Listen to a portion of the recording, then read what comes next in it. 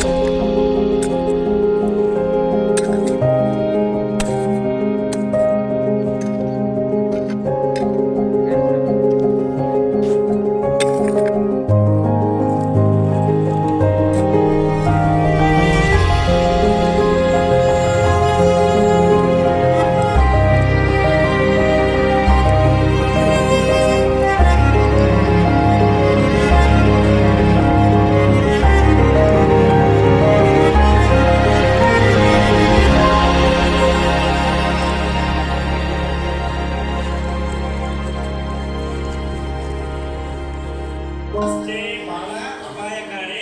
ಮೊನ್ನೆ ಮೈಸೂರಲ್ಲಿ ಒಂದು ಘಟನೆ ಆಯಿತು. ನಮ್ಮ ಕಡೂರು ತಾಲೂಕಿನ ಸಕ್ಕರೆ ಪಟ್ಟಣದ ಒಂದು ಕುಟುಂಬ ಗಂಡ ಹೆಂಡತಿ ಇಬ್ಬರು ಮಕ್ಕಳು ಸತ್ತೋಗ್ಬಿಟ್ರು. ಯಾಕೆ